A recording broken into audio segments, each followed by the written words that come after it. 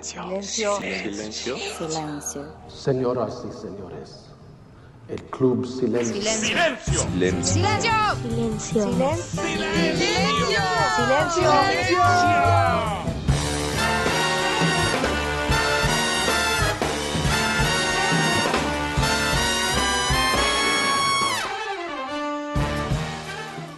¿Cómo le va? Muy buenas tardes.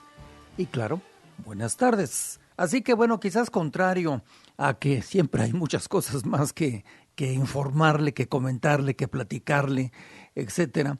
Recordando como siempre, y quizás es de las últimas ocasiones que lo diga, que esto no es un programa noticioso, es un programa sobre información y todo lo que se le parezca. Bien, el día es lunes, es 29. El día 29 es un día muy especial en el mundo de la Iglesia Católica o el mundo de los católicos, también el día de los cristianos y también el mundo ortodoxo. Es un día especial porque se recuerda el hecho de que vivieron y también fueron martirizados. Esto es lo que se recuerda el día de hoy. Fueron martirizados, perdieron la vida por su creencia, cada uno a su estilo y en su propia biografía, Pedro y Pablo. Estamos hablando de Pablo de Tarso, por supuesto, y creo que no hace falta mayor explicación de quiénes son ambos en la historia precisamente del mundo del cristianismo, del catolicismo, etcétera, etcétera, etcétera. Así que felicidades a todos los Pedros, a todos los Pablos y bienvenidos a nuestro programa Silencio en este día 29. Bueno, después de ello vamos a continuar porque hay muchos asuntos. Uno de ellos es el tema de algo que se ha quedado, siempre se quedan cosas en la vida de los países o en la vida de las personas que no necesariamente porque se hayan quedado o se hayan olvidado ante la avalancha de temas nuevos, no quiere decir que el asunto esté terminado, no quiere decir que de alguna forma hay que volver a repasar qué sucedió, qué está sucediendo y qué se puede hacer. Y me refiero al caso muy específicamente de una empresa que nació hace muchísimos años, el siglo pasado, en 1921, y que desgraciadamente terminó su vida operativa, desgraciadamente, y lo señalo, en el año 2014, en abril del 2014. Me refiero a una empresa que se llamaba, o se llama, si gusta usted, Mexicana de Aviación. Hoy vamos a conversar en un rato más aquí dentro de Silencio con el secretario general del Sindicato Nacional de Trabajadores de la Materia, que es el licenciado Yúdico, y bueno, pues nos va, espero yo, a dar una perspectiva de lo que señalé hace unos cuantos instantes y espero que sea de su interés por todo lo que implica y todo lo que afectó y todo lo que ha habido detrás de algo que nunca debió de haber sucedido si nos apegamos a la lógica y al sentido común. Pero bueno, pasamos a otro asunto. Fíjese que en el caso de Túnez, la semana pasada nos retiramos con una circunstancia muy distante de Hispanoamérica, del Caribe, pero me refiero a lo que sucedió en un hotel de esos de 5 estrellas, que son los de lujo, un hotel donde llegó una persona y cometió una barbarie. Los días, el propio sábado, el propio domingo, el propio lunes que estamos viviendo en esta tarde, nos empiezan a dar una serie de informaciones donde uno dice, bueno, ¿por qué razón sucedió lo que sucedió? Ya es demasiado tarde, pero hay una lección importantísima que por lo menos le costó la vida a 38 seres humanos, 38 familias enlutadas, si no es que más, y de alguna forma daños en varios sentidos a Tunisia, en el norte de África, en la costa del Mediterráneo, y que tiene que ver con estos grupos extremistas del Islam, los cuales tienen su creencia de por qué deben de hacer lo que están haciendo. No es la primera y tristemente no creo que sea la última. El mismo viernes ocurrieron también asuntos muy delicados en otras partes del mundo, ligados precisamente al Islam extremo.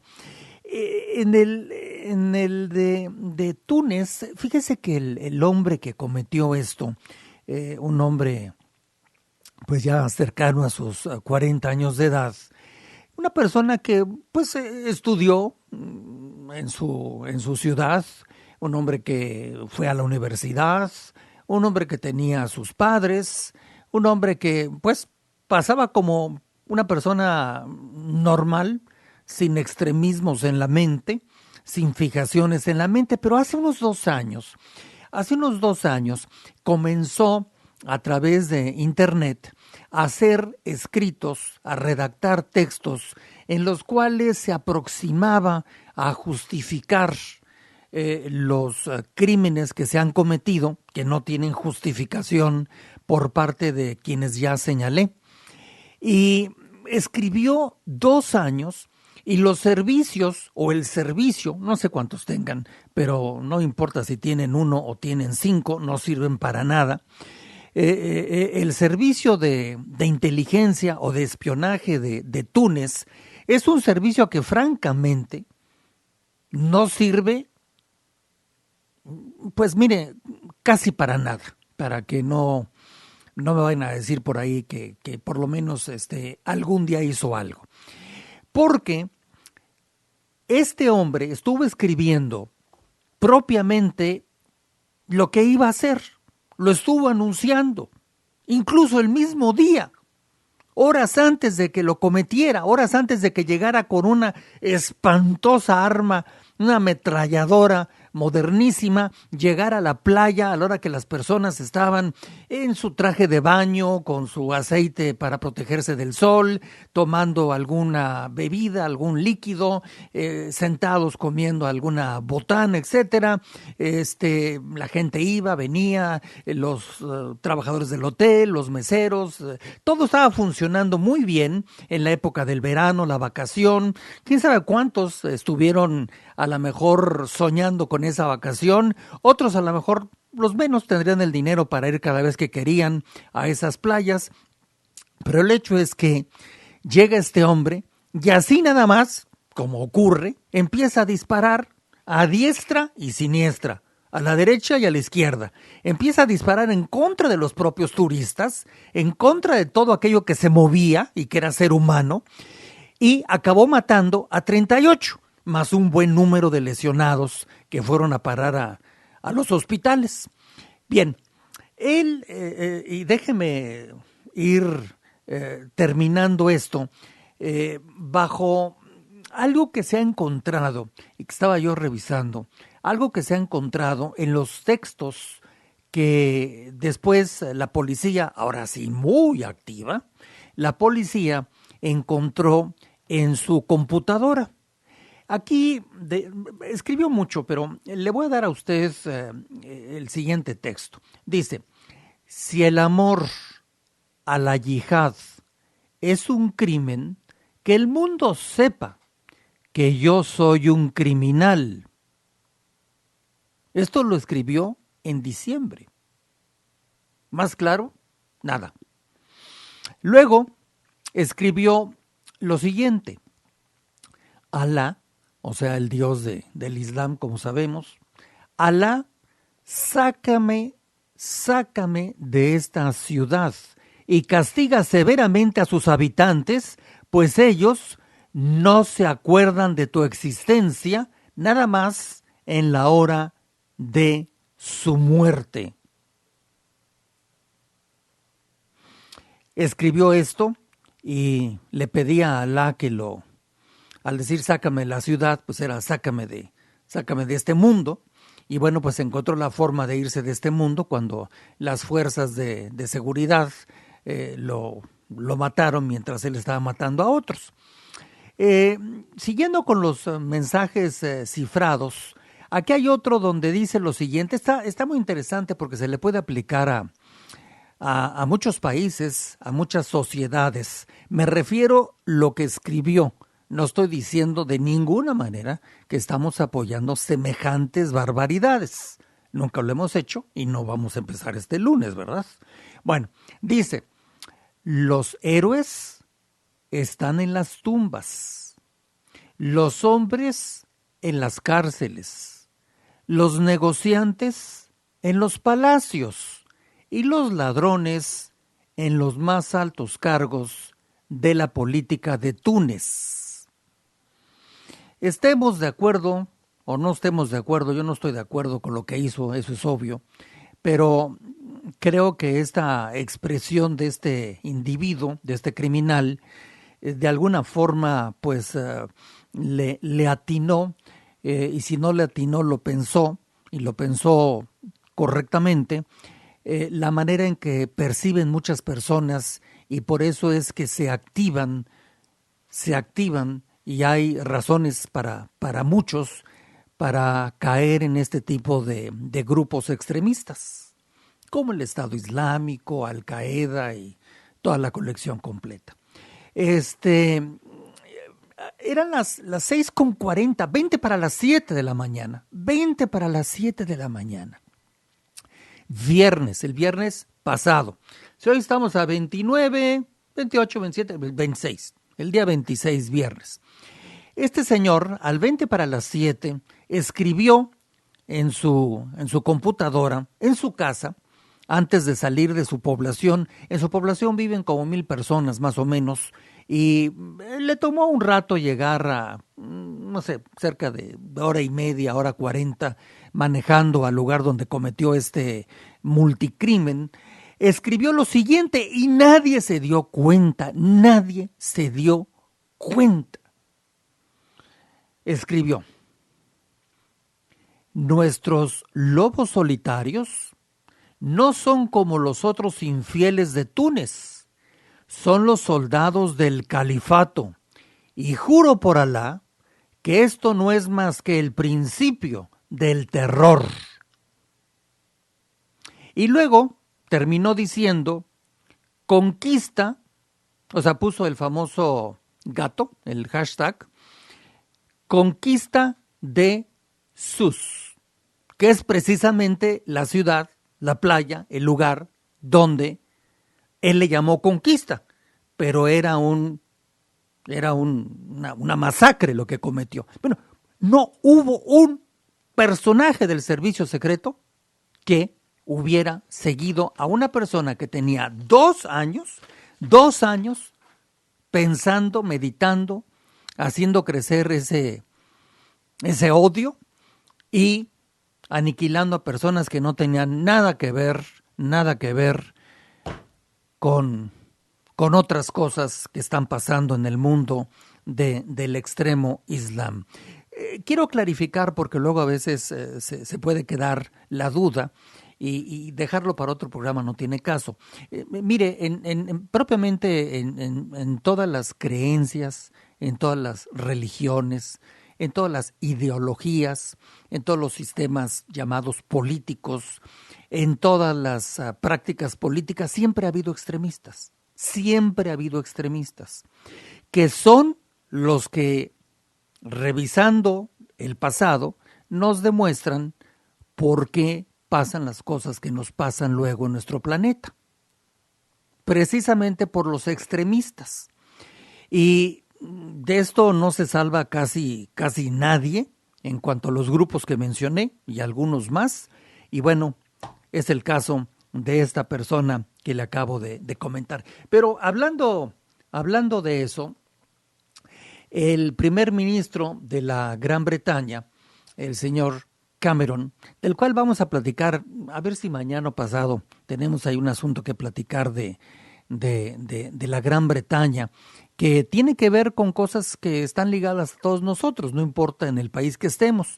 Pero el primer ministro también el día de hoy, en este lunes, ha hablado precisamente sobre el tema de lo que acaba de suceder el viernes pasado y que le estaba platicando. Y esto es lo que dijo Cameron. Mr. Speaker, the Foreign Office has updated their travel advice, which continues to make clear the high threat from terrorism in the country, just as it did before Friday's events. But they are not moving to the position of advising against all but essential travel to this part of Tunisia. And so they are not advising against visiting the popular coastal resorts. This was agreed by the Cobra Emergency Committee and will be kept under close review. Bueno, pues él ha mencionado que ha puesto su gobierno un aviso para todas las personas de su país, de la Gran Bretaña, que deseen viajar a aquella zona del Mediterráneo para que tengan cuidado, si no es necesario, pues que no vayan a Túnez y que, bueno, pues es una circunstancia que él califica como emergencia y, bueno, deja ahí su mensaje. Luego, también posteriormente, el señor Cameron, primer ministro, dijo esto. Mr. Speaker, defeating this terrorist threat requires us to do three things. First, we must give our police and security services the tools they need to root out this poison. We've already increased funding for our police intelligence services this year and legislated to give them stronger powers to seize passports and prevent travel. And over the next 2 days, our security forces and emergency services will conduct a major training exercise in London to test and refine the UK's preparedness for dealing with a serious terrorist attack. Bueno, ¿qué es lo que dijo? Dice que hay, por supuesto, que tener la política de derrotar a los terroristas antes de que sus amenazas se conviertan en realidad. Esto requiere que hagamos varias cosas. La primera, que tenemos que darle a nuestras policías más herramientas. Tenemos que darles más herramientas a las policías para que puedan seguir a este tipo de personas envenenadas. Dice que en el caso de la Gran Bretaña han aportado ya el número de libras esterlinas necesarias para ese efecto. También dice que los servicios de inteligencia, de espionaje, este año en ese país, en la Gran Bretaña, deben de tener mayor poder y también deben de retirar pasaportes de manera preventiva a personas que puedan o sean sospechosos de un asunto como lo ocurrido en Túnez. Y también el día de hoy mencionó, y usted lo escuchó en inglés ahorita, ahora sí que en inglés, lo escuchó, que es importante el que se haga un mejor entrenamiento, capacitación de el servicio secreto y de la policía y de los grupos paramilitares y militares en su país para evitar que esta circunstancia se vuelva a repetir. No es que yo quiera, pero desgraciadamente son tantos y tan desperdigados que desgraciadamente me temo, yo que más quisiera, y seguramente usted, amigo de Silencio, seguramente usted no quisiera que esto se volviera a repetir, pero las cosas están tan confusas que bueno, ¿para qué le cuento?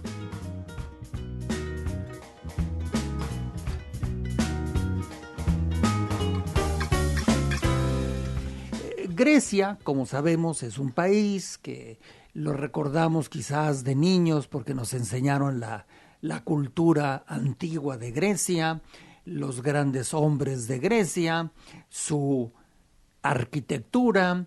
Después empezamos a enterarnos que había bellezas naturales, nos empezamos a enterar de que había una comida muy, muy sabrosa, nos empezamos a enterar de los vinos, de la dieta del Mediterráneo, que no es necesariamente de Grecia, pero es parte de.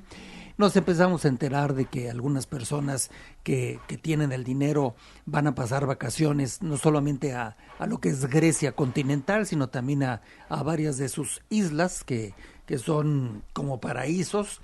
Y de pronto nos encontramos con una nación la cual tiene de cabeza al mundo. Pero tiene de cabeza al mundo no hoy, no ayer, no antier. Tiene de cabeza al mundo hace un buen rato. Nada más que ahorita estamos llegando casi al momento del alumbramiento, como alguien diría. Algo que me parece imperdonable, pero ya lo hicieron, es que cuando Europa Unida, la Unión Europea, invita a Grecia, como otros países, a participar, Grecia ya se encontraba en un momento en que sus números nacionales no estaban bien. Para poder entrar al club europeo había que tener condiciones de varios tipos. Todo esto se revisa en la sede, que es precisamente Bruselas. Entonces, así como si usted quiere ingresar a una organización o a una empresa, le piden ciertas características. Bueno, pues los griegos, ante la invitación, dijeron, pues nos toca, vamos a entrar, vamos a la eurozona y aprovechar de sus ventajas. Y ¿sabe usted qué? Es increíble, pero es que no se han ganado la fama porque se las estén creando los medios de comunicación en general. El gobierno, en aquellos tiempos de Grecia, le mandó a la Unión Europea las cuentas nacionales falsificadas, falsas, con números falsos, con números modificados a su favor. Escondieron los déficits, presentaron una economía maquillada. O sea, uno dice, bueno, no puedo entender que una persona haga eso en una oficina, de lo que sea, pero ¿cómo puede ser que una nación, claro, no fueron todos los griegos juntos, pero cómo puede ser que un gobierno de una nación tenga la caradura de ir a presentarle a los demás países europeos, que no son tontos, la contabilidad, permítame el término, la contabilidad o el estado contable del país, falsificado para poder ingresar? Claro, se pusieron a estudiar los expertos y dijeron días después, aquí nos están mintiendo. Eso generó que, habiendo dado el paso y como que ya metimos un pie y falta el otro, y para evitar la vergüenza de Grecia y para evitar que ellos también no se dieron cuenta, así como en el primer minuto, o no le seguían la pista a Grecia como para saber antes de invitarlo que Grecia no tenía los números para poder acceder a la Unión Europea, pues entonces el asunto es que entró.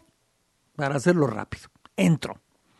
Y Grecia es un país que tuvo que alinearse a pues todas las reglas que implica la Unión Europea, que ya en otros tiempos hemos platicado, los pros y algunos contras. Por eso esta semana vamos a platicar de la Gran Bretaña, que quiere salirse de la Unión Europea. Es más grave que se salga la Gran Bretaña que Grecia. Es más grave, nada más que hoy lunes está de moda Grecia. Bueno, entonces, ¿qué es lo que sucede? Lo que sucede es que Grecia es un país que, como economía, pues dentro de las 52 economías más importantes del mundo, Grecia está en el número 43, o sea que está en la cola, en el número 43. Es un país que produce aproximadamente 242 mil millones de dólares, es su PIB, su Producto Interno Bruto, y bueno, posiblemente alguien piense que está bien para Grecia, o es aceptable, o es entendible, pero bueno, no es una cifra que deje con la boca abierta a otras naciones. Por otro lado, Grecia tiene una vocación, según los que estudian Grecia, una vocación agropecuaria. Sí, agropecuaria. Pero Grecia decidió hace muchos años dedicarse a fabricar botes y barcos. Y entonces hoy Grecia, aparte de ser fabricante de barcos de todos tamaños y para todo tipo de actividad, Grecia es un país que tiene la flota mercante más grande del mundo. O sea, porcentualmente la flota griega es la mercante, es la más grande del mundo. Quiero decirle a usted que cuando ingresaron la moneda de Grecia, como usted recuerda, era el dracma, eran 341 dracmas por cada euro. Así fue como cerraron la operación y le aceptaron el ingreso. Es un país que básicamente se ha movido en el terreno de los servicios, es su principal actividad económica. El 80% propiamente del dinero que se mueve en Grecia y que se ha movido es servicios. Luego la industria no ha sido, excepto el asunto de los barcos y una que otra cosa, es el 16%. La agricultura, que supuestamente es su vocación o debería ser su vocación principal, apenas le llega al 3.4%. Y lo que ya le dije hace unos instantes, ellos detentan casi el 16% de la flota mercante del mundo, así que en eso sí le han pegado. Hay otras actividades también como el tabaco, algunos productos, etcétera, etcétera, que son importantes para los griegos. Y Grecia, ahorita estamos con el martillito de Grecia está quebrada. Grecia no tiene con qué pagar. Grecia se quedó sin dinero. Bueno, pues le tengo una información. Parece que ya es un hábito. Usted no lo vio, ni yo tampoco, pero sí lo registró la historia. En el año de 1826, Grecia, la de aquellos tiempos, se declaró públicamente en quiebra. Algo hicieron con el dinero en ese país y lo quebraron. 1826. Y bueno, hubiéramos pensado que con eso era suficiente como para no repetir el error. Pero no. De 1826 lo arreglaron y en 1843 vuelven a quebrar el país. Y en 1860 vuelven a quebrar el país. Y en 1894 lo vuelven a quebrar de nuevo. Entonces, parece ser que no es algo novedoso y que hubiera algún tipo de infección macroeconómica en el mundo de los griegos. Hay personas que, y yo no quiero tomarlo como un juicio, hay personas que dicen que el clima y la forma de ser, que no hay una gran productividad en la sociedad griega. Otros seguramente la van a defender y van a decir, sí, somos muy productivos. Pero el hecho es que, productivos o no productivos, la realidad es que han tenido problemas muy serios. Pero a pesar de eso, tuvieron épocas, por ejemplo, allá por 1960, en esa época medio dorada para gran parte del mundo, en 1960, de 60 a 73, Grecia creció al 7.7%, 7.7% anual de Producto Interno Bruto, el más alto en sus tiempos en Europa, el más alto. Más que Francia, más que Alemania, más que España, más que Italia, etcétera. Grecia. O sea, este país, como usted ve, es un país de bandazos. Da un bandazo para allá, da un bandazo para el otro lado. Y bueno, ahora finalmente, pues están en la circunstancia donde su competitividad está en el fondo.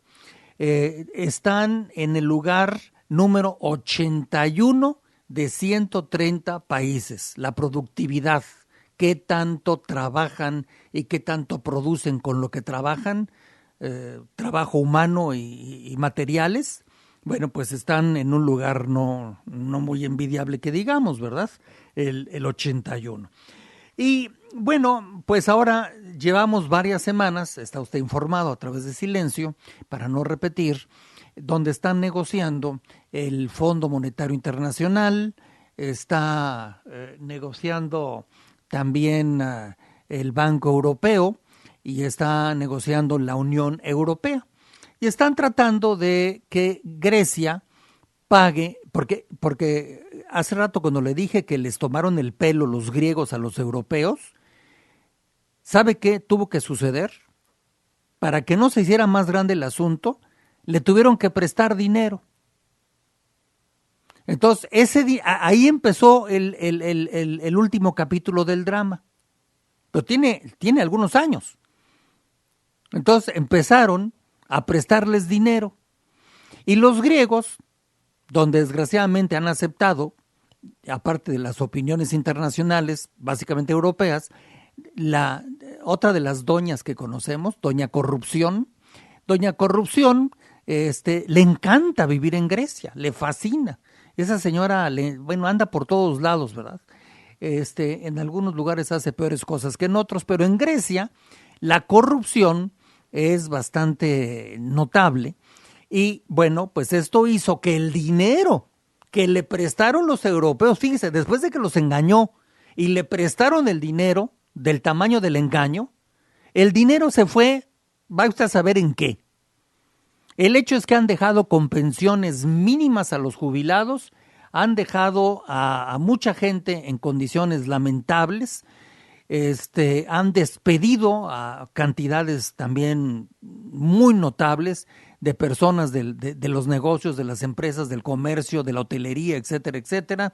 Entonces tiene usted desempleo, tiene usted estudiantes en un porcentaje muy alto sin trabajo, tiene usted las personas pensionadas y luego para remate, pues como piensan que el gobierno es el gobierno es el culpable y por supuesto que hay una enorme culpa de los dirigentes, entonces se van a unas elecciones, ya hablamos de ellas hace semanas, y escogen a unos señores ahí que dijeron que ellos iban a arreglar todo y que no iban a pedirle sacrificios al pueblo griego. Estaban mintiendo, como se dijo en su momento. Estaban mintiendo. No se pueden hacer las dos cosas. Bueno, tan es así que ya se les acabó la cuerda. Entonces ahora el señor Spiras, que es el primer ministro, propone que el día 5, que es el domingo que viene, hay un referéndum a ver si aceptan la propuesta de los europeos. Pero por supuesto los europeos dicen no, porque mañana 30, se vence el pago. Entonces esto ha hecho que el día de hoy, el peso mexicano se nos fue a 16, nos dirá el director del Banco de México. Y eso ha hecho que haya movimientos en el dólar. También hasta el dólar de los Estados Unidos ha bajado algunas décimas contra algunos valores muy específicos.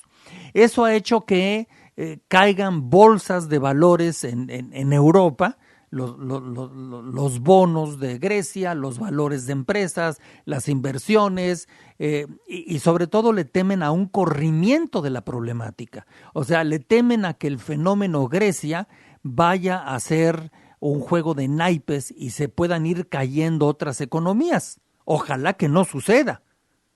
Entonces, por eso tienen lo que llaman el Plan Albania. El Plan Albania no es que tenga que ver con Albania, así le pusieron, pero es el Plan B. Entonces, Francia, Alemania, la Gran Bretaña, los belgas, han estado trabajando en el Plan B, o sea, en el caso de que todo esto que está sucediendo siga sucediendo, ¿cómo podemos salvar la situación? Pero no le han dicho todavía a nadie bien a bien cuál es el Plan Albania, todavía no lo sabemos. Vamos a ver qué sucede. Y bueno, termino diciéndole que le aplicaron la metodología que se ha aplicado en otros países, aunque les gustó mucho el ejemplo de Argentina, y le avisaron a las personas que por indicaciones de la Unión Europea, que finalmente es la dueña del dinero, porque es la que lo ha prestado. Bueno, pues finalmente han cerrado los bancos de manera indefinida, le dejan sacar unas cantidades mínimas para sobrevivir, dicen que las pensiones las están pagando, de por sí que son míseras. El gobierno se vio muy bien porque hoy ofreció transporte de autobús gratis para que vayan las personas mayores por su pensión. También las tarjetas de crédito pues no están operando, o sea, está congelado el país. Dígame usted qué clase de negocio puede usted hacer en un país donde se congela el sistema bancario. El señor Spiras, cada día mi griego es mejor. El señor Spiras, dio un mensaje la noche de ayer a través de la televisión y la radio de Grecia, y se supone que hoy, en un rato más, va a hablar también, a ver qué dice de las negociaciones que están ocurriendo en este momento, mientras que están cayendo pues muchísimas de las empresas más importantes del mundo en sus valores, como Goldman Sachs, más de casi un 5%, es más, lo ha rebasado y ha regresado. La empresa Boeing, de fabricación de aviones y otras cosas, casi un 3,40%. La empresa 3M, muy grande, muy famosa, ha caído 2,51%. La bolsa de España es la que más ha bajado. Entonces, vamos a escuchar al señor Spiras, que nos da a conocer lo que él opina sobre lo que están haciendo con su país. Είναι πλέον περισσότερο από σαφές ότι αυτή η απόφαση δεν έχει κανέναν άλλο στόχο πέρα από το να εκβιάσει τη βούληση του ελληνικού λαού και να παρεμποδίσει την ομαλή δημοκρατική διαδικασία του δημοψηφίσματος. Bueno, lo que hemos escuchado, por supuesto, en griego, es lo siguiente. Él dice que es muy obvio que la decisión de rechazo de la Unión Europea no tiene otro propósito que chantajear a Grecia, a la gente de Grecia, obstruir el que pueda haber un fluido democrático, un proceso al referéndum que él y su partido propusieron. También dijo lo siguiente el primer ministro. Ένα πράγμα όμως παραμένει βέβαιο. Η άρνηση της ολιγοήμερης παράτασης και η απόπειρα ακύρωσης μιας κορυφαίας δημοκρατικής διαδικασίας αποτελεί πράξη προσβολής και μέγιστη ντροπή για τη δημοκρατική παράδοση της Ευρώπης. Y bueno, aquí lo que dice es que claramente hay una reacción en contra por parte de Europa y que pues esto atenta contra la cancelación democrática del proceso de su consulta del próximo domingo y que esto va en contra de las tradiciones democráticas de Europa. Bueno, es lo que nos dice el señor Spiras. Y cierro con otro de sus comentarios. Οι καταθέσεις των πολιτών στις ελληνικές τράπεζες είναι απολύτως διασφαλισμένες. Το ίδιο διασφαλισμένη είναι και η καταβολή των μισθών και των συντάξεων. Οι όποιες δυσκολίες εμφανιστούν πρέπει να αντιμετωπιστούν με ψυχραιμία και αποφασιστικότητα. Los ciudadanos han depositado en los bancos griegos su dinero y quiero decirles que está absolutamente seguro. No hay ningún riesgo. Qué curioso, ¿no? Si yo estuviera en esa circunstancia y mi dinero no lo puedo sacar del banco, ¿cómo me viene a decir alguien que mi dinero está seguro y no lo puedo sacar? Pero bueno, ya sabe usted que tienen una cancha para decir cosas estos señores, increíble. Así que, pues, dice que se seguirán pagando lo que le dije a usted. El dinero está seguro, habrá salarios, habrá pensiones y que calma, dice, mucha calma y determinación el primer ministro de ese país. Una moneda, una moneda. Vamos ahora con el tema, lo lo que está pasando con el peso mexicano. Esto es muy breve, pero pues, es muy doloroso para los mexicanos, sino para todos, para los que sean, pues con motivo del desorden que hay en Europa y que ya se volvió un desorden mundial, sin que sea una llamada a la emergencia, por favor. Hay movimientos en los valores de las divisas, hay movimientos en los valores, las divisas o las monedas, hay movimientos en títulos de crédito, hay movimientos en el valor de los objetos que los seres humanos adquirimos, fabricamos, hay diferencias también en posiblemente porcentajes, tasas de interés, etcétera, etcétera, y todo esto hace que el llamado problema griego, que yo diría que más bien es un problema pan-europeo, y por pan-europeo me refiero a ese término poco usado, no vaya a pensar que estoy hablando de otra cosa. Entonces, en este caso, el peso mexicano anda sube y baja, pero anda más o menos ya en los 16. No es la primera vez que rompe la línea de los 16, pero bueno, le voy a pedir a San Felipe VI, rey de España, que esta tarde anda por México con Leticia, le voy a pedir que por favor, a ver si nos eche una manita para que se nos recupere el peso. Vamos a ver si nos eche una manita y lo lleve tan alto como es él.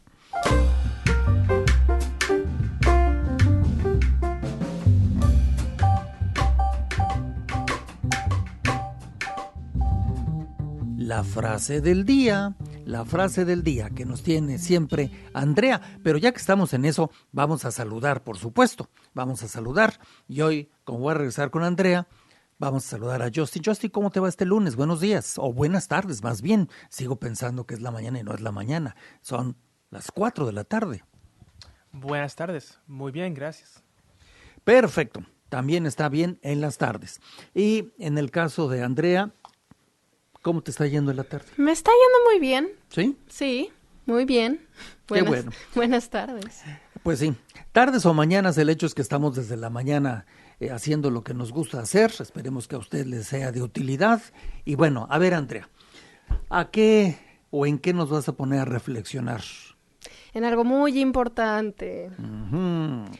Bueno, la frase del día es de James Allen. Para aquellos que no saben quién es James Allen, fue un poeta y escritor filosófico inglés, mejor conocido por sus libros de alto contenido filosófico y práctico. Él nació en Leicester, Inglaterra, y un pequeño detalle de su vida: él nació en una familia en la cual era de clase obrera, su mamá era ama de casa y su padre era trabajador textil. Uh-huh. Y llegó un punto en el que el padre viajó a Estados Unidos con el deseo de encontrar trabajo y llevarse a su familia, pero misteriosamente fallece cuando está en Estados Unidos, y James Allen se ve obligado a dejar la escuela primaria. ¿La primaria? Y trabajar para mantener a la familia.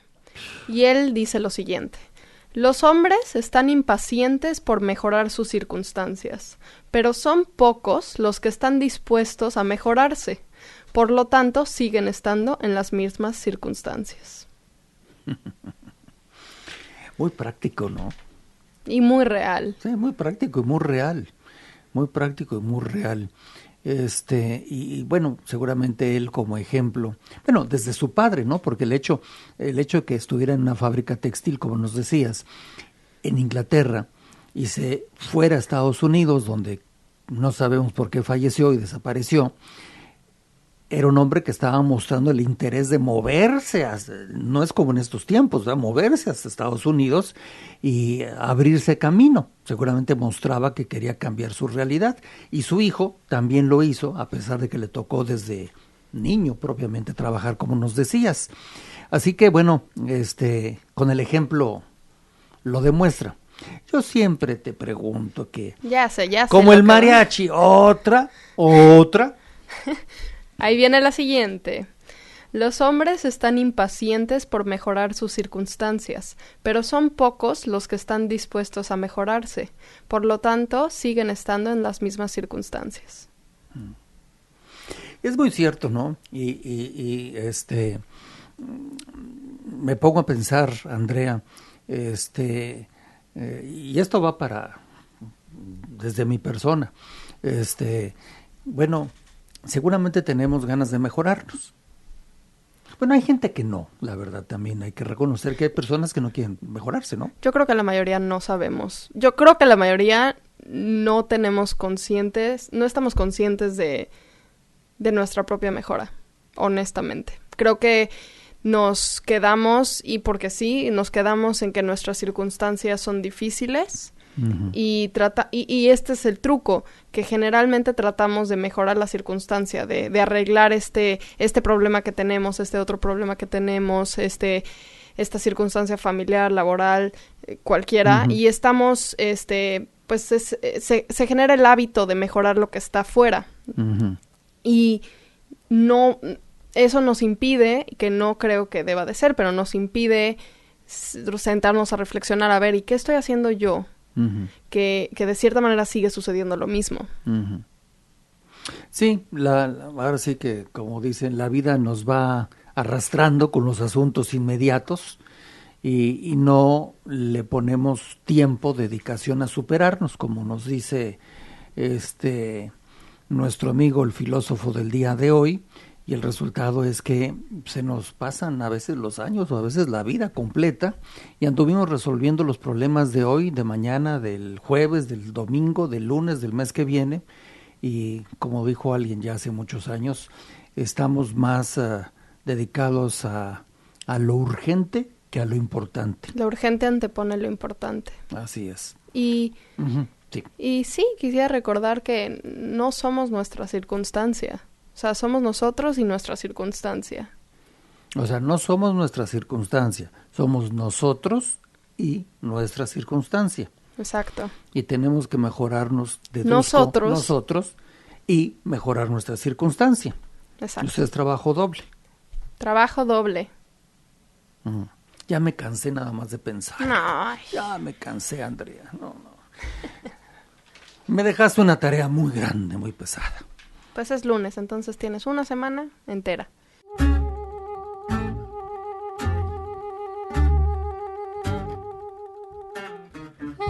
Estamos en comunicación con la Ciudad de México. En la línea de nuestro programa Silencio, desde Texas, está el licenciado Miguel Ángel Yúdico, que es el secretario general del Sindicato Nacional de Trabajadores de Transporte, Transformación, Aviación, Servicios y Similares, Personal de Tierra. Licenciado Yúdico, ¿cómo está? Buenos días. Muy buenos días, me da mucho gusto saludarlo. Buenos días. Muchísimas gracias. Licenciado, quizás para muchas personas el tema mexicana sea algo como ya un tanto cuanto rancio, pero sabemos que hay muchas personas que utilizaron Mexicana durante muchísimos años, desde los principios de los años 20, algunos ya no están por este planeta, pero durante mucho tiempo la línea estuvo operando hasta que desgraciadamente llegó el año 14, después de muchos problemas económicos y legales. Mexicana es una empresa, no tengo que decírselo a usted ni a nuestro auditorio, es una empresa que nació con el pie derecho y caminó con el pie derecho durante muchas décadas. Y yo quisiera dejarle ahí la palabra para que usted me diga dónde empezaron a darse las primeras señales de complicaciones en la administración y la operación de Mexicana. Sí, con mucho gusto. Bueno, efectivamente Mexicana ahorita tendría 90 años ya de existir. Sí. Fue la primera línea aérea, después de Pan American, la primera línea aérea latinoamericana. Y por supuesto que nació y caminó con el pie derecho durante muchos años, hasta hace 15 años o 16, hace como 8 años, cuando la venden a un grupo que se llama el grupo de los hoteles Posada. del señor Gastón Azcárraga. Así es. El señor Gastón Azcárraga compra Mexicana Aviación y desde el principio ya empiezan los problemas, los fraudes, porque debieron haber vendido a Mexicana Aviación en alrededor de 250 o 260 millones de dólares, y por ser amigo del señor Gastón Azcárraga, del señor expresidente Felipe Calderón, pues se la dejan muy barata, se la dejan 100 millones de dólares menos. Al no recibir la compañía, pues más de un 50% del merecía, entonces empezó a tener problemas financieros.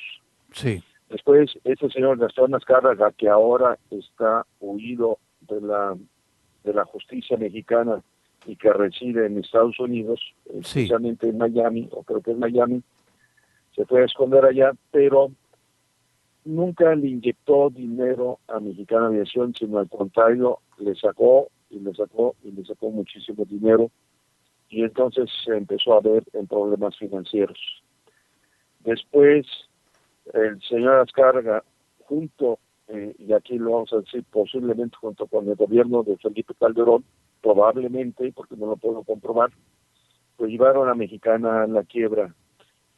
Quedó a deber más de 100 millones de dólares al erario público, quedó a deber a los trabajadores más de 7,000 millones de pesos, que serán unos 700, como 500 millones de dólares. Sí. Quedó a deber a muchos otros inversionistas de la compañía. El detalle es que llegaron a robar, exclusivamente a robar a Mexicana Aviación, y esto con la pues podemos decir con la vehemencia de la presidencia de la República de aquel entonces, de Felipe Calderón Hinojosa, expresidente. Los trabajadores le echamos la culpa directamente a Calderón, porque realmente no intervino a apoyar o simplemente a administrar o a aplicar la justicia que se debía. ¿Cuál era la justicia? Pues que Mexicana siguiera volando, y que si alguien estaba haciendo mal uso de esa franquicia, porque es una franquicia que tiene el gobierno, esa franquicia, pues que lo corrigiera. La quiebra afecta a 8,500 trabajadores, entre ellos pilotos, sobrecargos, personal tierra y personal de confianza. Afecta a 200,000 trabajadores indirectos, como eran trabajadores de agencias de viajes, de hoteles, que cuando se ve mermada, ya no volaba Mexicana Aviación, pues prácticamente también ellos se quedan sin trabajo. Si lo multiplicamos por cada trabajador, por 4 personas, que son su esposa y 2 hijos, estamos hablando de una afectación directa de 800,000 personas, y el gobierno de Felipe Calderón no metió las manos para nada. Después nada más, no solamente afectó a México al quedarse sin 100 aviones, sino también afectó a todos los pasajeros que ya habían comprado los boletos para viajar en ellos. Y aquí quiero decirles, ustedes que están en Estados Unidos, quiero decirles que también afectó a muchos paisanos que viven en Estados Unidos y que ya habían comprado sus boletos y que tenían pues algunas compensaciones por volar seguido Mexicana, y también la incomunicación de estos paisanos de volar con una línea aérea mexicana, pues también fueron afectados. ¿Qué llevó a cabo? ¿Por qué se fue realmente a la quiebra todo esto? En primer lugar, por unas personas corruptas como el señor Gastón Azcárraga, del Grupo Posada. El Grupo Posada es uno de los grupos más poderosos de México de hoteles. Construyen hoteles mensualmente con 100 cuartos. Y todo el dinero que era de Mexicana Aviación, pues se lo trasladaron, lo pasaron directamente al Grupo Posadas, al grupo hotelero de Gastón Azcárraga. ¿Qué es lo que Eso es lo que sucedió. ¿Qué han hecho los trabajadores? Pues hemos hemos estado siguiendo la ley, hemos estado con la juez Edith Alarcón, hemos estado con el Poder Ejecutivo, pero desgraciadamente no nos han hecho caso. Aquí la mano del gobierno principalmente de Felipe Calderón, rompió todas las reglas legales, todos los derechos humanos, los reglamentos, todo lo judicial, todo lo jurídico, Sí. lo acabó. Ujú. Acabó con todos Sí. los trabajadores y acabó. Ahora, ¿qué están haciendo nuestros compañeros después de 4 años? Sí. Pues tenemos compañeros pilotos viviendo en el exilio, están volando en Arabia Saudita, otros se fueron a Asia, otros están volando en Sudamérica, mecánicos también, sobrecargos también. O sea, destruyeron a una compañía que era 5 estrellas, la redujeron a cenizas y todavía no han caído ninguna persona en la cárcel. A pesar de que hay más de 35 demandas, tanto administrativas como penales, contra la zona carga y grupo, la justicia en México no se ha movido para nada. Sí. Aquí estamos. Sí, licenciado Yúdico, hay varias preguntas sobre esto que usted nos ha comentado y otros puntos. Quisiera irme un poco más atrás de donde comenzamos a platicar, para que nuestro auditorio pueda tener claro cómo es que una empresa que se funda mediante la inversión del sector privado a principios de los 20, como ya decía yo, ¿cómo es posible que después de todos los avances que introdujo en la aviación en México y también en nuestro continente y algunas cuestiones internacionales más allá de nuestro continente, cómo es posible que teniendo un mercado aparentemente garantizado, de pronto pasa a ser una paraestatal? ¿Qué fue lo que lo originó? Bueno, ya estamos hablando de hace muchos años, por supuesto. Sí, por supuesto, pero sí. La paraestatal pasa a ser paraestatal precisamente porque los grupos particulares, los empresarios particulares, no les resultó el negocio, y entonces precisamente para que no quebrara hace como 40 años, Mexicana Aviación no quebrara, entonces el gobierno compra todas las acciones y la vuelven paraestatal. Compra las acciones que ya no costaban nada, Sí.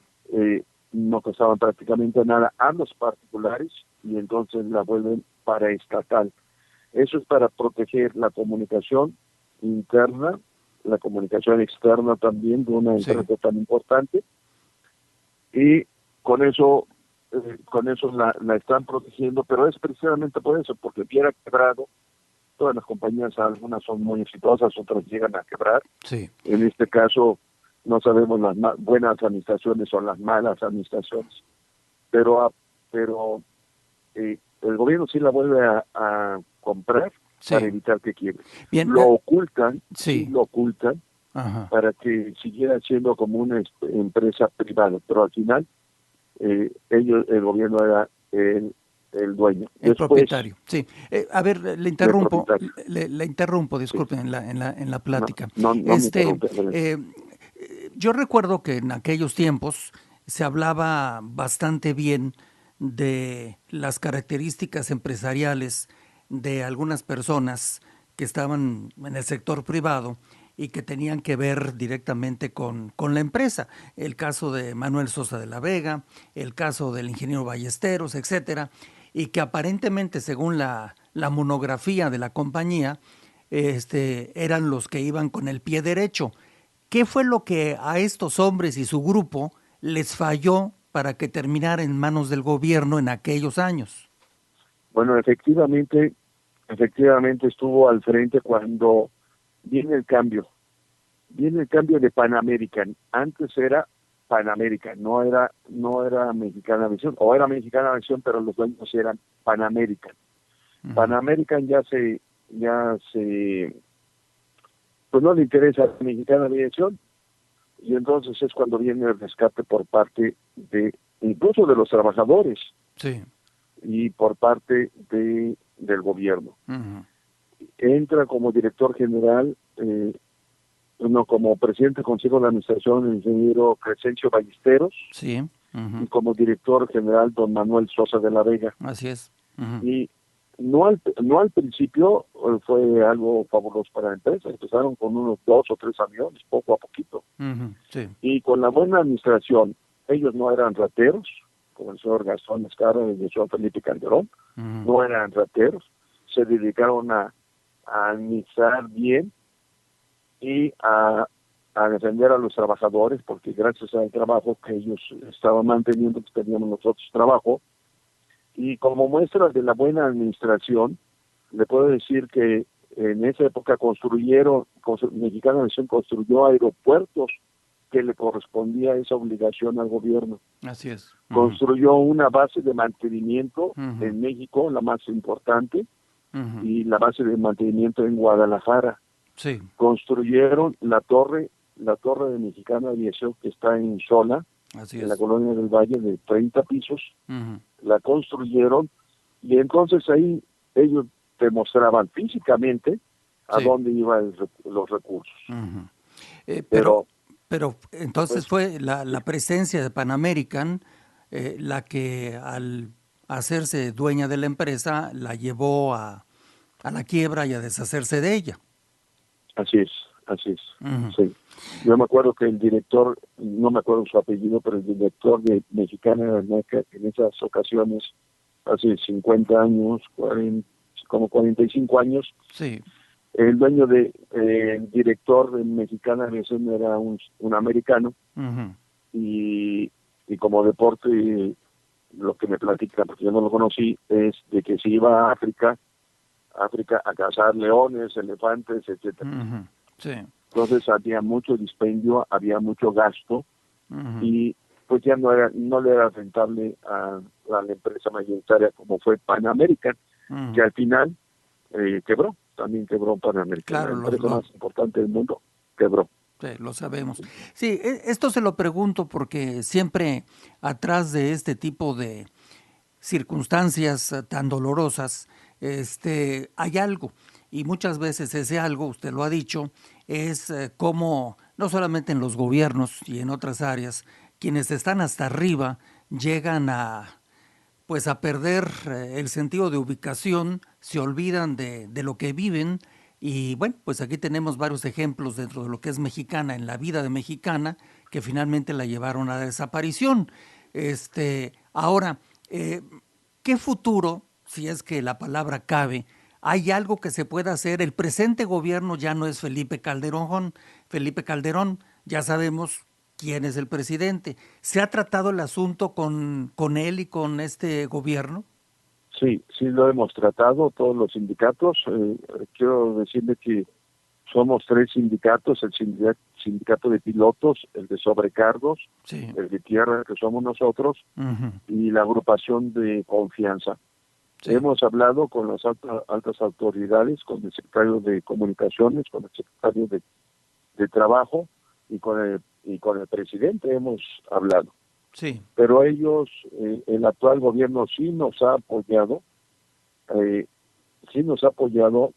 para que todavía la base de mantenimiento, que es una donde le dan el servicio de mantenimiento, le daban a Mexicana Aviación a los 100 aviones, y ahora le dan, es como un taller mecánico de aviación, le dan servicio también a otras líneas aéreas. Esa es la única área que no ha dejado de trabajar.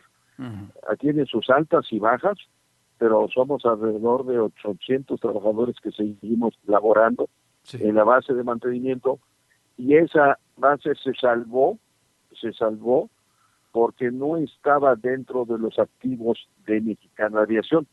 La habían sacado de los activos de Mexicana Aviación. O sea, en otras palabras, se salvó de que se la robaran, porque no estaba dentro de Mexicana Aviación. Entonces, sí hemos hablado con el gobierno actual. Nos han apoyado en lo que respecta a mantenimiento, pero sí han sido respetuosos, para mí es ilógico, pero sí han sido respetuosos de lo que ha dicho el Poder judicial, en este caso la juez Edith Alarcón. Los mandos de la película en este caso es los jueces, la Suprema Corte de Justicia, los ministerios públicos, toda la corrupción que hay en el poder judicial, en los jueces. Eso es una corrupción increíble Sí. y que nos ha afectado a nosotros. Sí. Le quiero decir que hemos puesto entre más de 10 abogados, no es un abogado, entre más de 10 Sí, abogados, sí. amparos basados en la ley de concurso mercantil, bueno, todas las leyes Claro. correspondientes, Ujú, y no se ha ganado ni un amparo, ujú. no se ha ganado ni un juicio. No hemos podido traer directamente a que responda ante las autoridades a Gastón Azcárraga, que está escondido en Estados Unidos. Perdón que le Entonces, eso es lo que México... Sí, perdón Sí, que le adelante. interrumpa, licenciado Yúdico, pero bueno, ya sabe usted que es parte de una conversación. Quiero preguntarle lo siguiente. En el caso, son preguntas así muy específicas. En el caso del señor Azcárraga, yo no lo quiero poner a usted de ejemplo, pero a mí me cuesta mucho trabajo creer que ha pasado el tiempo que ha pasado y no sepa el gobierno mexicano, el Poder Judicial, que es una de sus ramas, no sepa en dónde está ese señor. Entonces, ¿quién lo está protegiendo? Bueno, para mí, que no lo puedo comprobar, por supuesto que lo está protegiendo el anterior gobierno. Usted sabe que cuando terminó Felipe Calderón siempre hay negociaciones, Uh-huh. muchas negociaciones secretas, Sí. y uno lo podemos observar, o compromisos, tal vez sean compromisos. Y entonces, pues ahora sí que Calderón dice, ahí te lo encargo y no me lo vayan a tocar. Uh-huh. Le voy a dar un ejemplo. Sí. En México, y yo creo que en Estados Unidos también, pero a ver, no me meto con Estados Unidos, en México, si usted deja de pagar impuestos por 3 meses, 4 meses, y le estoy hablando de 10,000 pesos, 15,000 pesos, 20,000 pesos, o 100,000 pesos, y a los más ricos, deja de pagar, a rato le llega a Hacienda y lo meten en la cárcel. Sí, claro, lo sabemos, sí. Ahora, el señor Gastón Azcárraga dejó de pagar impuestos por $100 millones. 100 millones de dólares de impuestos del erario público, sí. Los dejó de pagar, y el gobierno, ni del señor Felipe Calderón, ni este gobierno, le ha exigido que devuelva esos 100 millones de dólares. Entonces, pues sí existe una protección por parte de Hacienda, porque no se les ha cobrado. Sí existe una cierta protección por parte de la Procuraduría, como usted dice, que no lo encuentran, Bueno.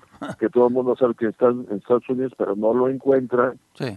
Entonces es hasta infantil, ¿no? Decir, es que no lo encontramos, es infantil. Y no lo encontramos, no le podemos cobrar 100 millones de dólares, sí, porque no lo encontramos. Bueno, entonces sí. Hay una protección. Sí, bueno, definitivamente. eso usted lo está diciendo claramente, porque lo demás es increíble, por supuesto. El señor está protegido y muy posiblemente, como usted lo señaló, es uno de los de, ahí te lo encargo, por favor, no me lo toques, y el señor estará en algún lugar disfrutando de lo que usted me ha platicado. Le quiero hacer 2 últimas o 3 últimas preguntas muy breves, licenciado Yúdico, para no tomarle más tiempo. Una. No, adelante. Dentro de toda esta enredada circunstancia, y si quiere usted con un tono romántico, ¿piensa usted que existiría, si llega alguien que quiera poner orden a todo este enredo jurídico y encontrar a esta persona, etcétera, que pueda volver algún día a verse un avión de Mexicana de aviación volando? Pues por supuesto que sí, claro que sí. Nada más que hay que encontrar a esa persona que usted acaba de mencionar. Bien. No sé si irme a Belém, allá, por allá, no sé dónde irme para buscarlo. Sí. Realmente hubo 30 grupos de millonarios que quisieron comprar Mexicana Aviación. Algunos no tenían dinero, como siempre, que nada más se acercaban. Pero me consta a mí que 5 grupos de millonarios sí tenían el suficiente dinero para comprar Mexicana Aviación, y el gobierno de Felipe Calderón les dijo que no se vendía Mexicana Aviación. Ujú. Y le digo un ejemplo, nada más un ejemplo para que vean cómo Sí. se tenía miedo.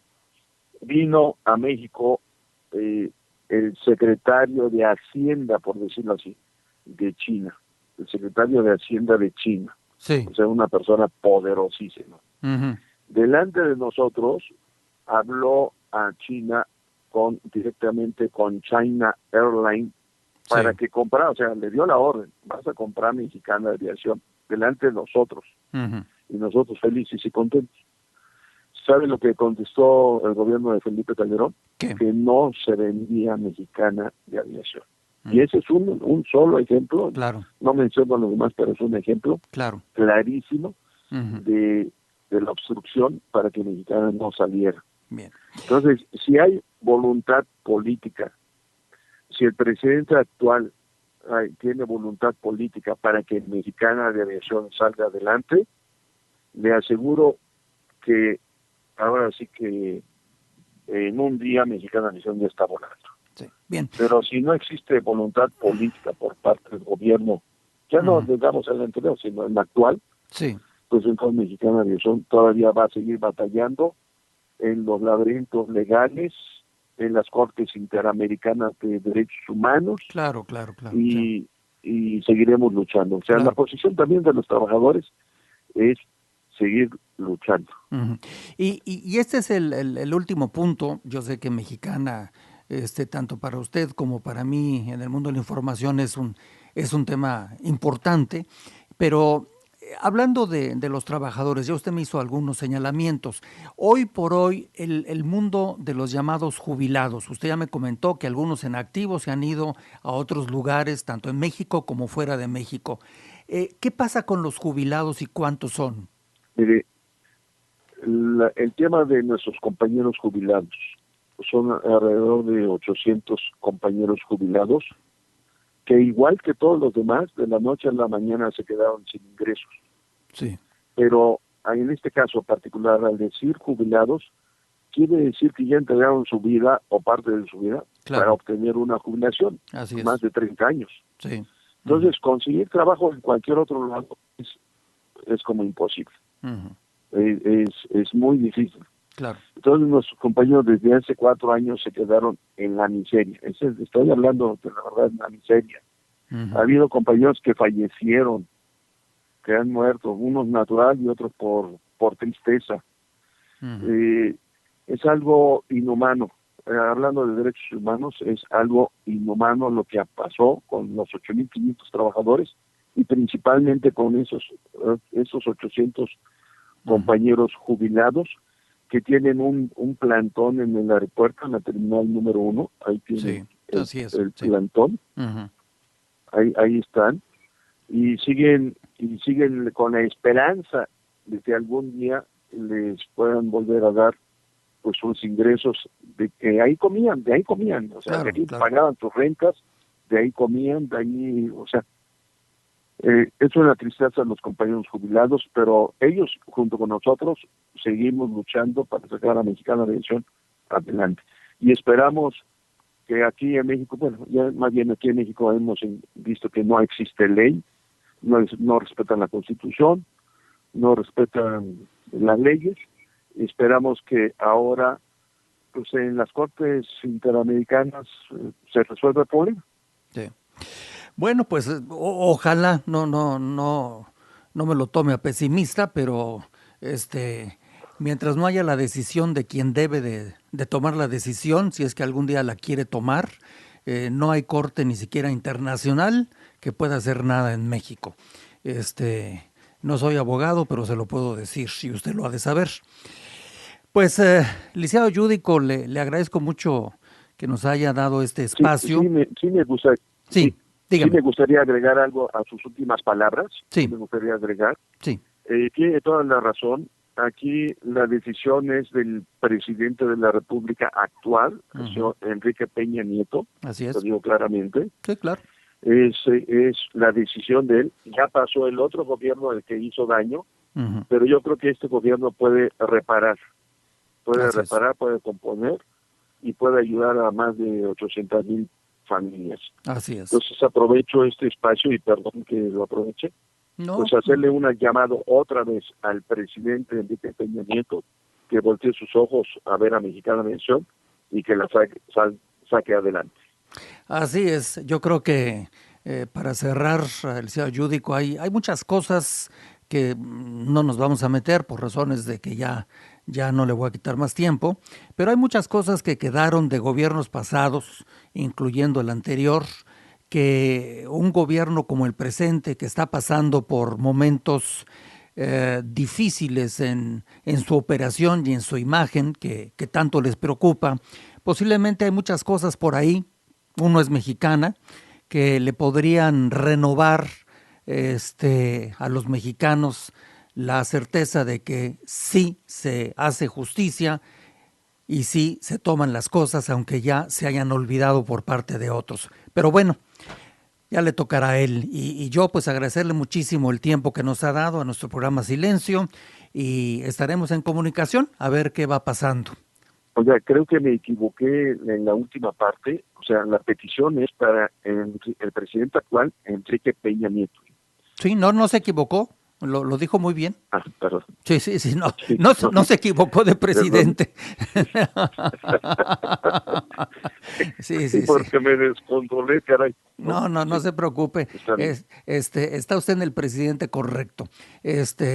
Ahorita de estar departiendo con los reyes de España que están de visita allá en México. Muy bien.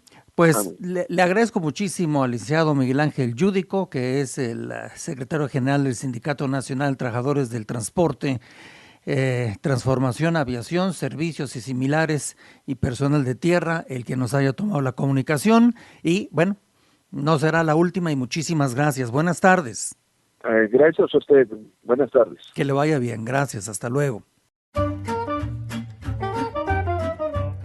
Doña Carmen, ¿otra vez a México? Seguro, porque con un solo viaje a México no se conoce todo. Además de Ciudad de México está Mérida, Oaxaca, Acapulco, Cancún.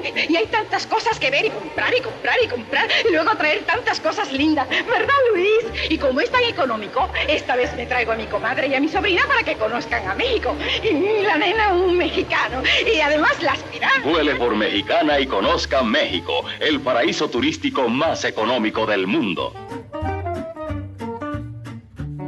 ¿Qué tiene de necesario que ocurrir para que se dé al traste con otra cosa más? Ya lo sé, tiene tiempo. Sí, ya lo sé. Pero aquí no se trata de si el asunto es de ayer domingo o es un asunto de hace 100 años. Tenemos en México asuntos pendientes que tienen 100, 200, 300, 400 y muchos más años. El asunto es que, bueno, pues, por lo menos no perdamos la actitud de poder resolver la circunstancia.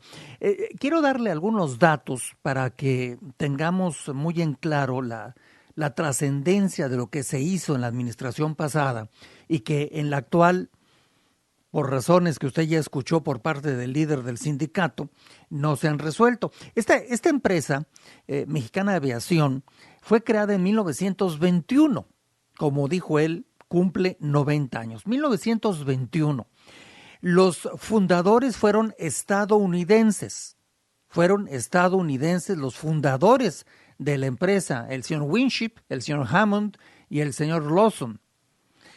También un mexicano muy eficaz, el señor Simansky, es de los que su nombre quedó grabado en el trabajo de aquella mexicana de los años 20.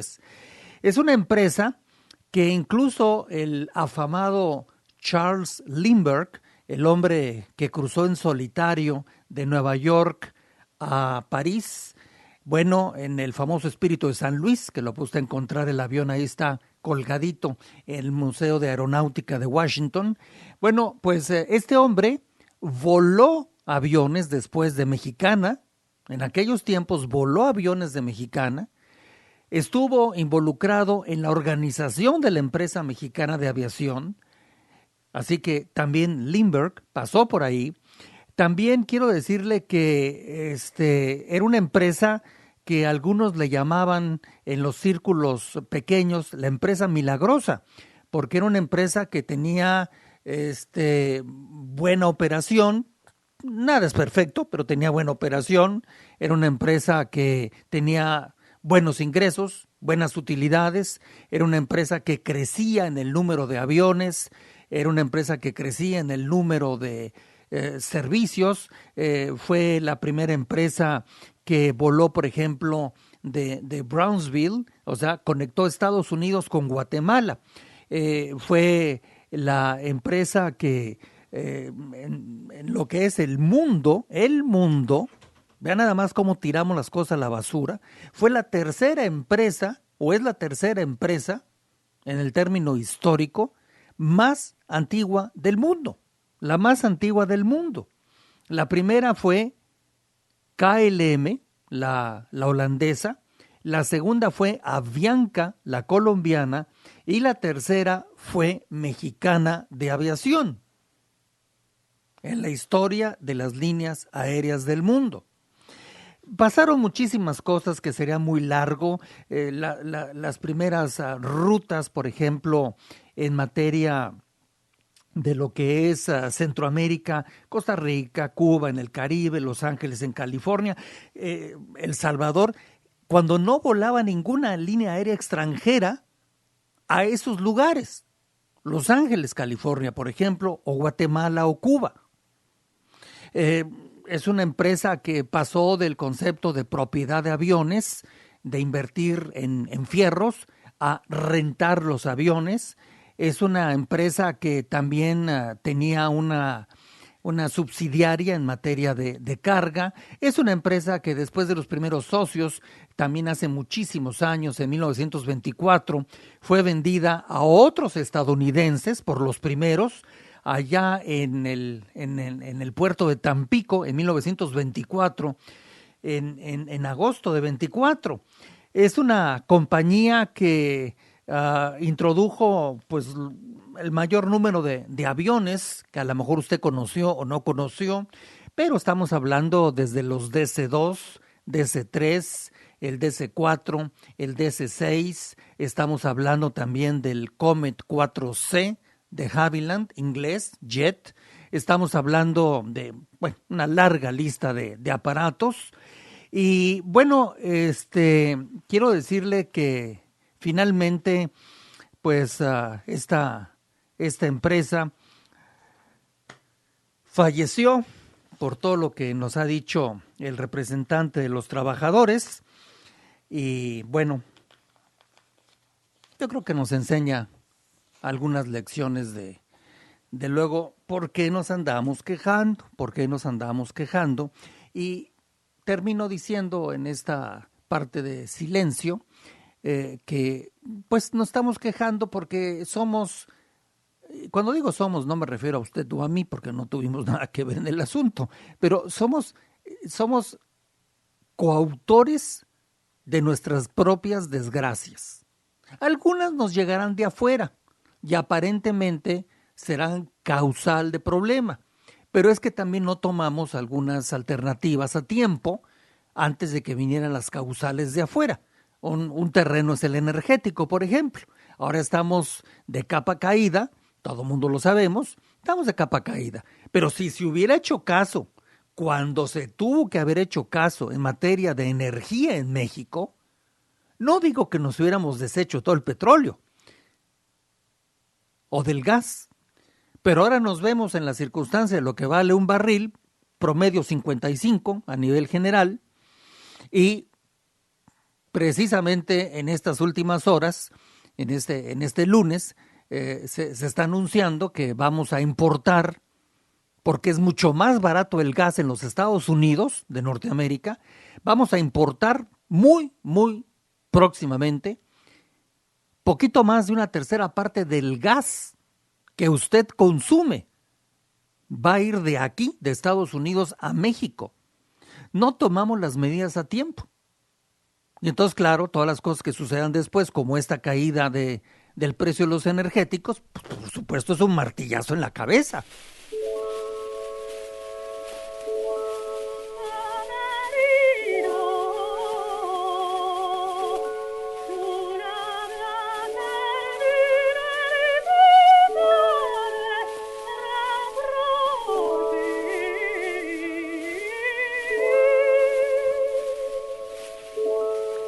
Pues ya se presentó.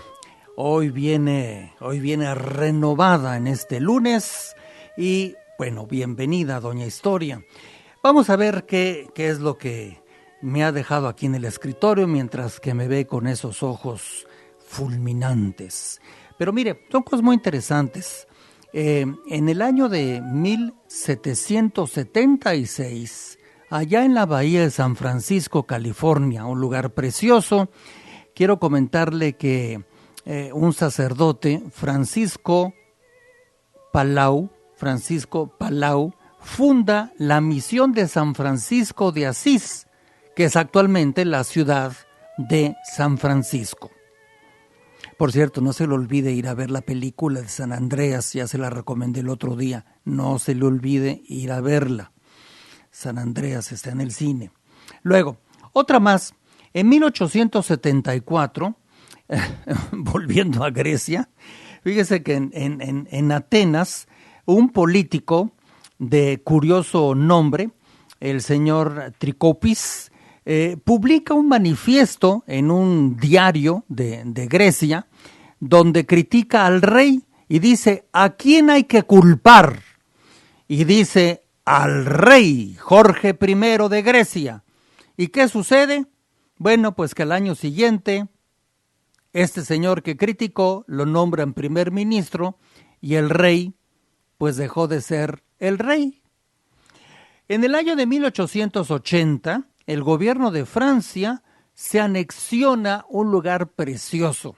Visítelo si es que algún día el peso mexicano se empareja con el dólar. Tahití.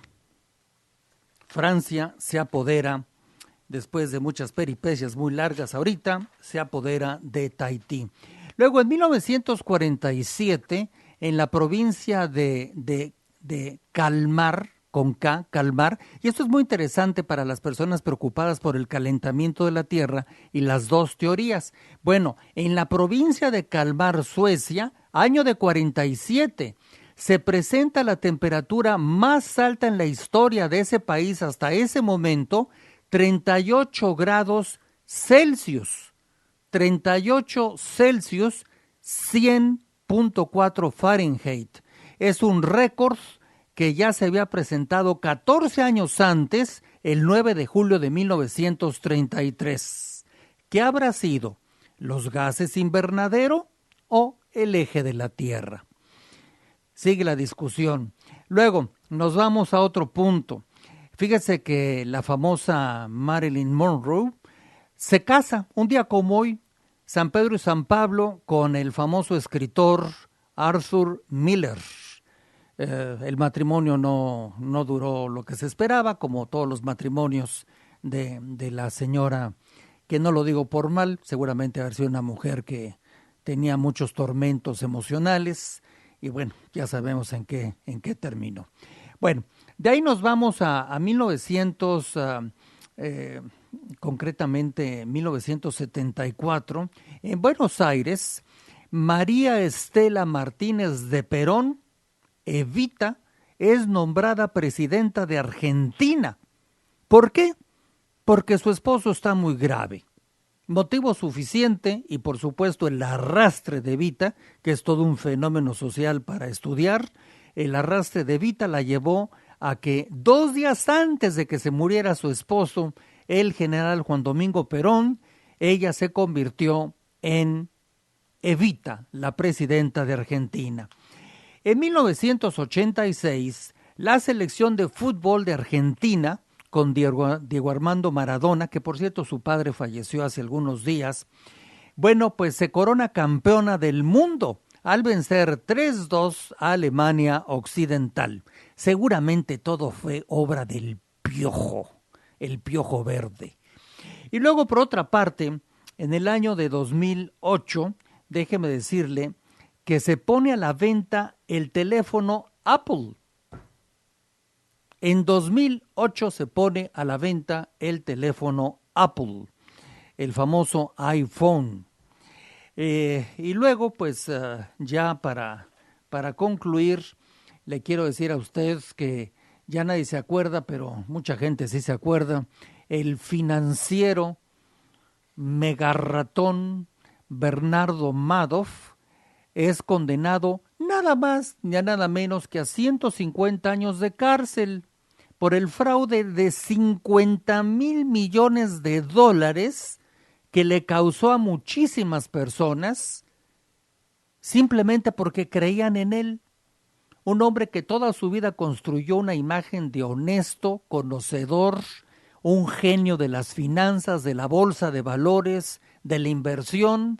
Y entonces la gente empezó a decirle, ay, te mando tanto y tanto y tanto, y con el dinero que le mandaban pagaba los intereses maravillosos que ofrecía, hasta que llegó el momento en que se enredó en su propio hilo.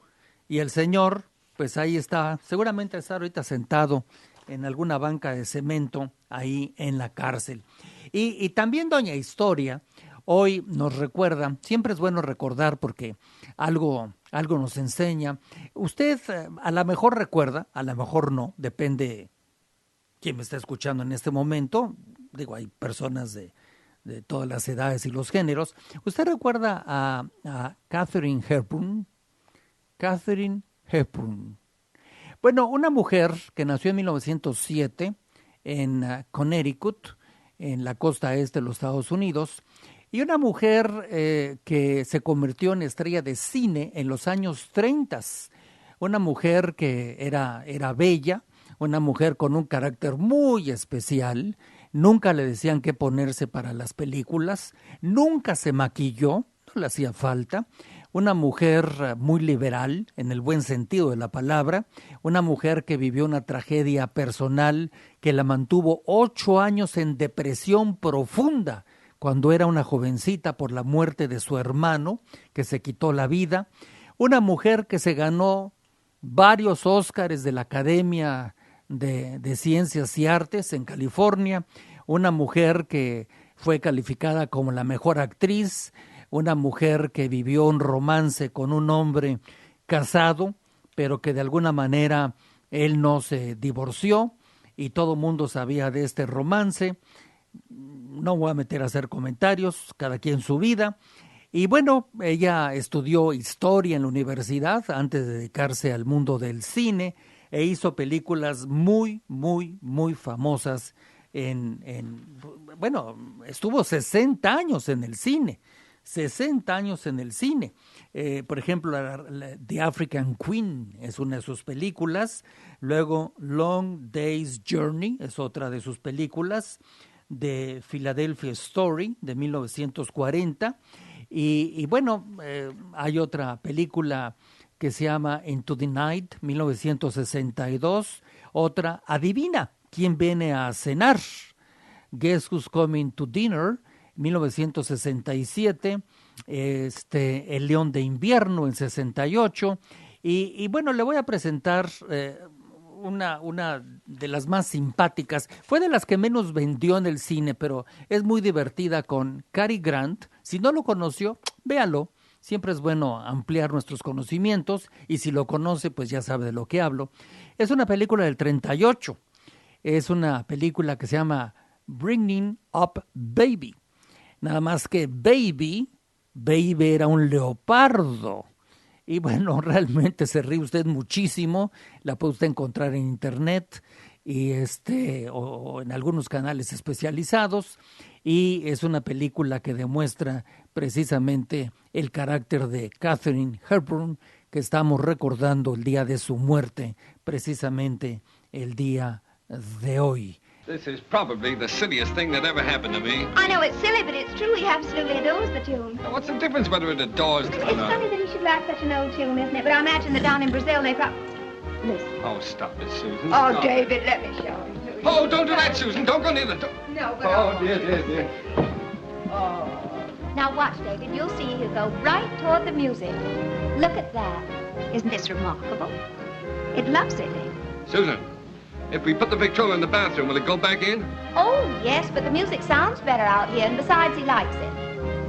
Oh, here it comes. Oh, now go away. Go. Oh, please, go away. Oh, my. Go away.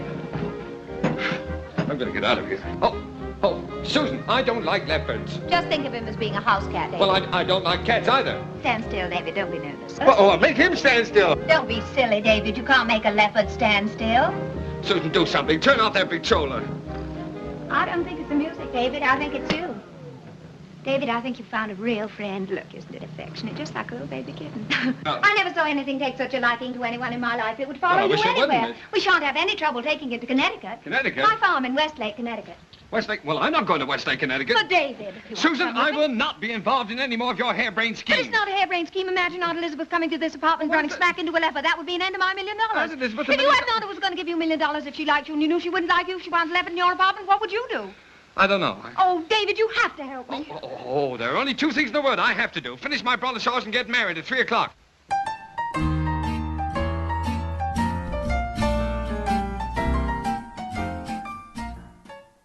Se lo digo en silencio. Ya terminamos. Muchísimas gracias por estar en esta nueva etapa de silencio con la producción técnica de Justin. Adiós, gracias por escuchar. De nada. Y también con la producción de contenidos y algunas cosas más de Andrea. Adiós. Se despide en este lunes de los Pedros y los Pablos por tercera ocasión José Gutiérrez Vivó. Muy buenas tardes y hasta cada hora.